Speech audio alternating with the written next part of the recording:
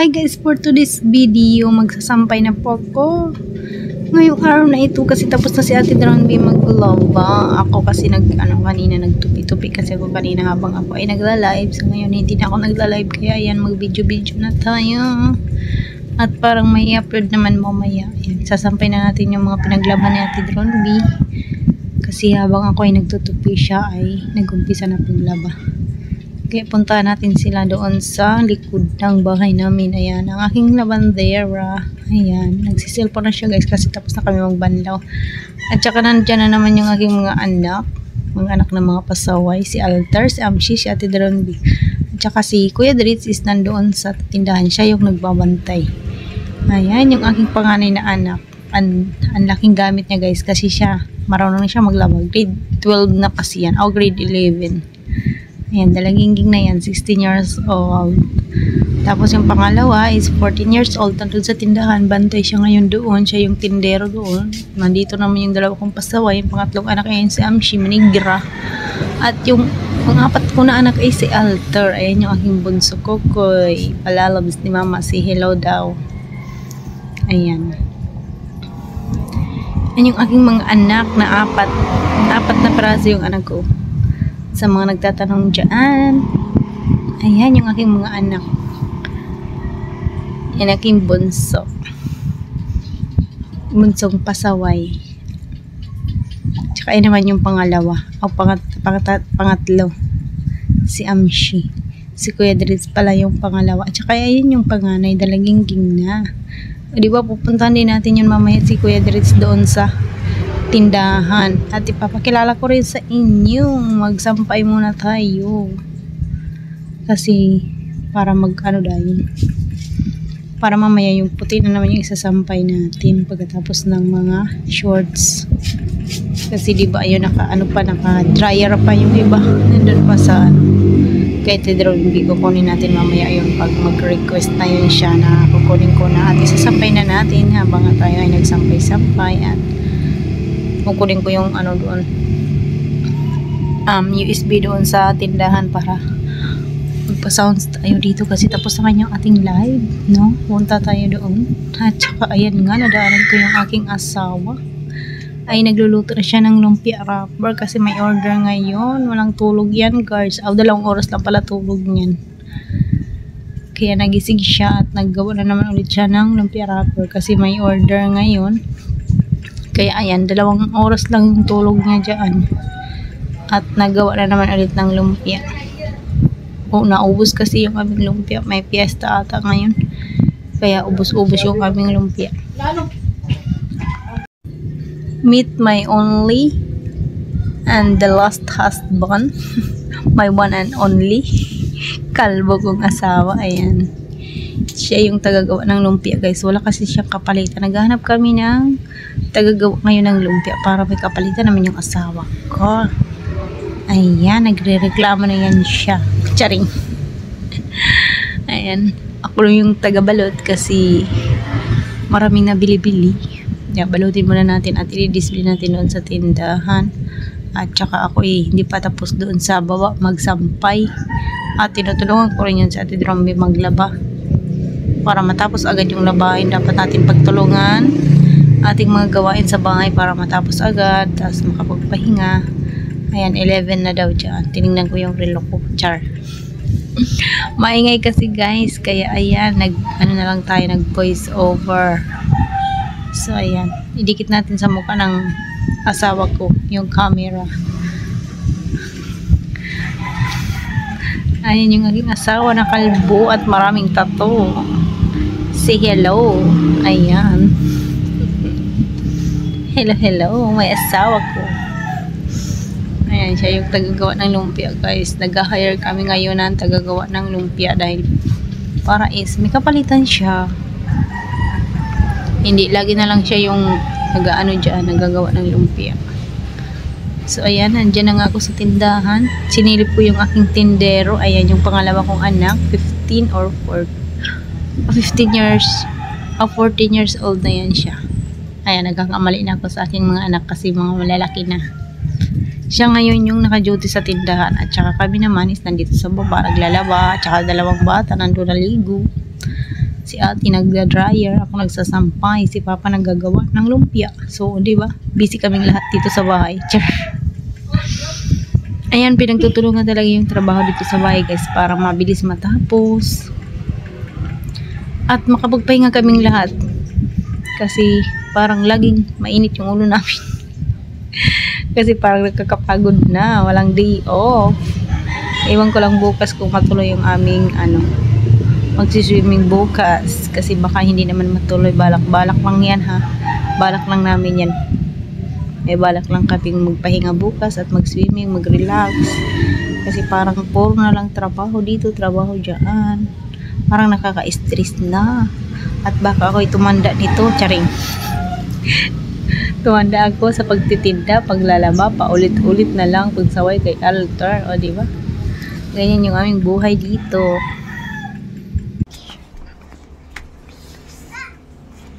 Kuha ko ng hanger. Punta tayo sa baba. Dito kami natutulog paggabi sa bahay kubo. Bahay kubo namin. Ayan. Ubus na kasi yung hanger. Kaya ayan, mag-hanger-hanger tayo.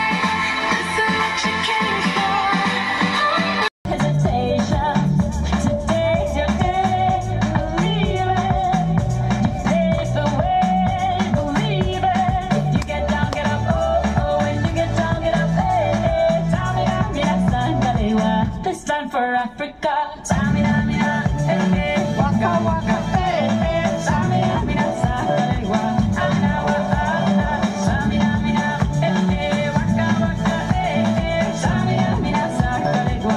It's time for Africa. I'm on a journey, biggie, biggie, mama, A to Z. I see so I'm on a journey, biggie, biggie, mama, from east to west. I see waka waka, my waka waka, my and this is so Mazibu, this is Africa. So, ayan, tapos na nga magsayaw-sayaw. Siyempre, magkanta-kanta na naman. Ayun yung anak ko, pinakanta ko muna siya. Kasi pagkatapos siya magkanta ako naman, o diba, banding-banding lang muna tayo ngayong Sabado. Kasi tapos na kami maglaba. At kami ay maliligo na. Magkanta-kanta lang muna, mag-relax-relax at magpahinga-hinga. O diba, kung hindi namin pinagtulungan yung aming labahin at sampayin at tupiin, hindi matapos agad yung aming trabaho dito sa bahay. Kaya ayan, magkanta-kanta na tayo at mag-relax-relax. O diba? Relax-relax, patanggal sa stress. Baka tayo ay tumanda agad. Siyempre mag-relax-relax lang at mag-banding-banding. And si ate, magaling daw siya kumanta. Kaya ayaw niya iparinig yung boses niya. Baka magsitakbuhan daw yun at maglagan yung butike dito sa amin. Charis! So, ayan. nahiya kami iparinig sa inyo yung boses namin dalawa. Kasi ang ganda-ganda ng boses namin. Pwedeng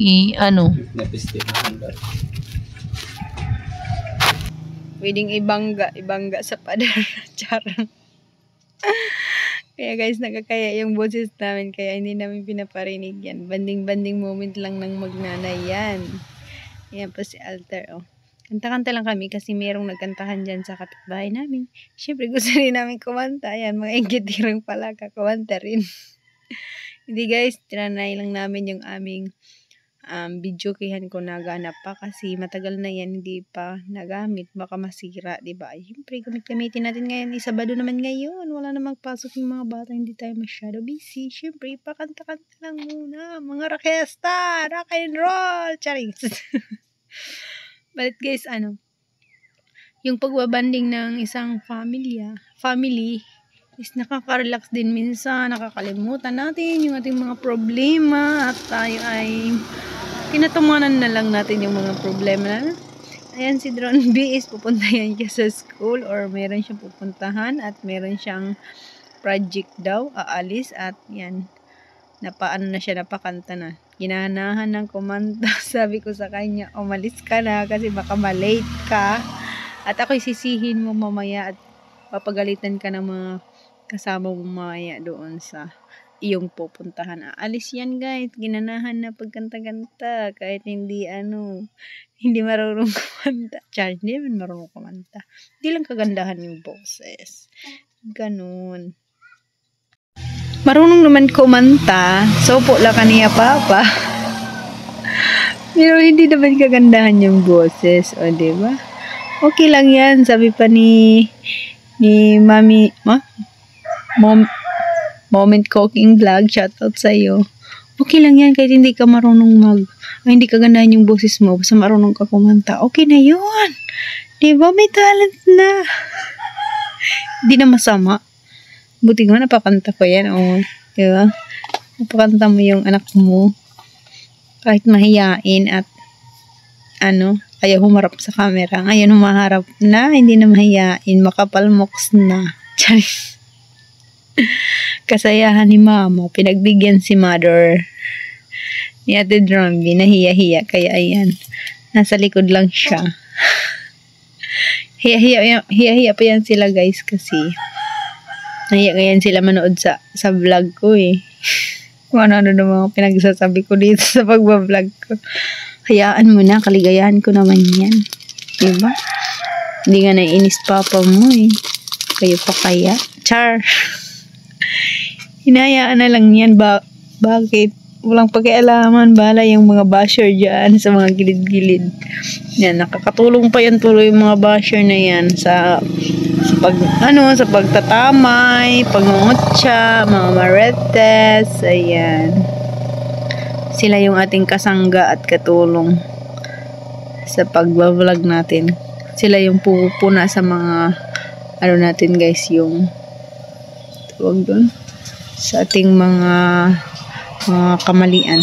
Mga kamali ang nagagawa dito sa pagbablog kahit mali-mali, ayan, natatama na tuloy, o diba? Dahil kung magpasalamat din tayo guys sa ating mga basher, dahil kung wala sila, hindi tayo magiging correct, diba? Magiging correct, kaya correct ka. Hindi, yung parang yung hindi mo ba mapupuna yung kamalian mo kung wala sila, hindi sila nagbabash sa'yo. Diba? Kaya pasalamat tayo sa ating mga bashers, mga marites, kung mga kapitbahay, or sino nakakilala sa atin. O, diba? Sila yung nakakapuna sa ating mga kamalian. Siyempre, sa sunod natin po vlog, ayusin na natin yan kasi pinupuna nila yung ating mga kamalian. O, diba? Mga tamay-tamayan lang, tao lang tayo, nagkakamali. Hindi naman tayo perfecto, diba? Yan, pagbabash na liwat ka mo sa amon. Kaya nga hindi ko pinaparinig yung boses namin. Mas lalo kaming mababash nito. Sa susunod na video guys, ipaparinig ko na sa'yo sa inyo para maraming views na yung namin. Pero sa ngayon is nahiya-hiya pa. Kaya wag lang muna iparinig yung boses. O diba? Wag lang muna magparinig-rinig sa boses. Ay kay nagkakahiya pa. Nagbibigyan muna natin yung ating mga Ba't ang tagal pa matapos? Ang tagal naman matapos kumanta ni Ate Dron B. Ano ba yan? Marami na nabili. Ano yung pag-voice over ko na ito? Ano? So ayan guys, nakakaubos talaga ng kwento itong pagbablog na ito at pagbabanding namin ni Dron B. Balik tayo dito sa pagbabanding ni Ate Dron B. O diba? Ayan, umalis na yung anak ko. At natapos din yung kanta niya. Nakadalawang kanta o 3 ba yung kanta siya. Kaya ako naman ang bumeret. Beret lang ang peg ni Mother Order. Ayan. Kantahan muna natin ng isang kanta para sa lahat. Charing. Ayan, para matapos na at maligo na rin ako. Kasi para tayo ay magpahinga na. Dahil is tapos na magsampay, maglinis ng bahay, para magpahinga at magiga-higa na. Kanina nakahiga ako, narinig ko sa kapitbahay na may kumakanta. Siyempre, kanta-kanta din ng lola. Para, itry natin yung mga gamit na naka-stack lang dito sa bahay at matagal-tagal na rin kami hindi nagkantahan dito sa bahay namin. Kaya, ayan, tira na, try natin yung ating mga kagamitan. Baka masira sila. So, ayan na guys. Malapit na matapos yung ating video. Hanggang dyan na lang. Maraming salamat sa inyong lahat. Ang mga hindi pa nag-subscribe, please subscribe my channel. And thank you so much all. Maraming salamat. At sa uulitin, marinig nyo na yung boses ko. But guys, next na video, abangan nyo. Kasi paparinig ko na yun sa inyo yung aking mga kabusisan, baka magbagyo at maglaglagan yung mga butiki dyan sa inyo. At kay boses din ni Ate Dron B, marinig niyo yung boses niya kumanta, paparinig ko sa inyo. Bye!